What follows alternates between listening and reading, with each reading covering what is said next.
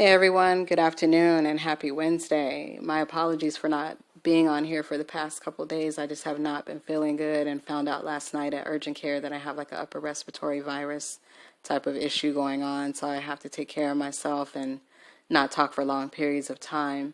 So anyhow, on the way home last night from urgent care, I was looking through my news feed on Facebook and I saw one of my really good friends from over 20 years had lost her battle to cancer last night.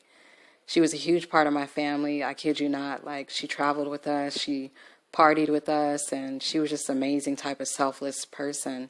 And her smile and her laugh was just so contagious. It was just, you couldn't, you just couldn't have a bad day around her because she would cheer you up all the time. She was that type of person. So she will be sorely missed. My heart goes out to her friends, family, and colleagues. And I ask that you guys that are listening today just to, keep her in your thoughts, she and her family, and everyone in their prayers during this difficult time.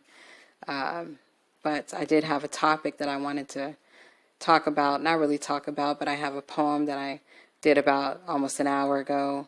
I wasn't even motivated to do anything today because I don't feel good, but, when God puts something in my soul or my gut, I kind of move with it and do what I need to do and then release it.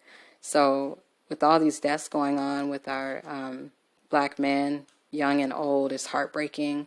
It's been going on for such a long time, but I don't know, for some reason this year it's just like it's a huge epidemic. It's, back and forth. It's nonstop. It's no break in between to get from one emotion to another.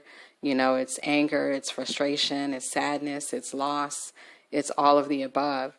And so we're all feeling something after this last loss of, one of the rappers and everything. And yes, we've lost a lot of rappers and entertainers, but this one, for some reason, it hit home, maybe because it's just so much going on this year, so many deaths.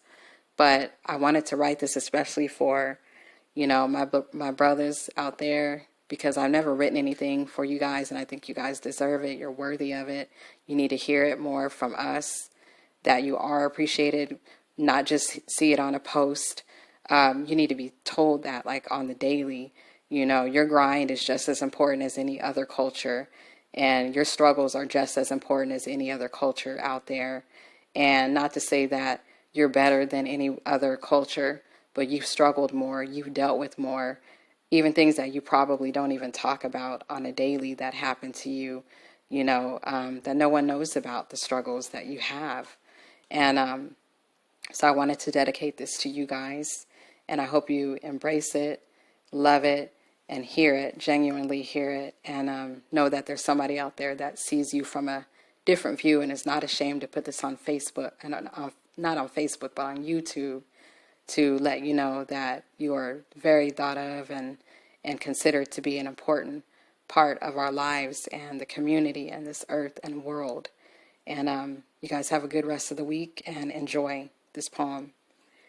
To my beautiful onyx men walking this earth, I have observed you from a distance in silence, but now is the time that I must exercise and express my vocal cords. From the very moment that you are in a position to take flight, society had already came from behind you and severed your wings, broke your limbs, and silenced your voice, leaving you feeling isolated, depreciated, infuriated, and sadly emasculated. This may sound ridiculous to you, but trust me, your presence on this earth is not an ugly curse or a sin. Instead, consider it to be a beautiful blessing to be draped in your resilient skin. One thing for sure is that you must brush your pride aside and really make efforts to encourage and lift one another's chin. Being at war mentally and physically with one another when it comes to your brother is just a waste of your precious time here on this earth. Your purpose was not to live and then to die, so get it together and embrace your worth.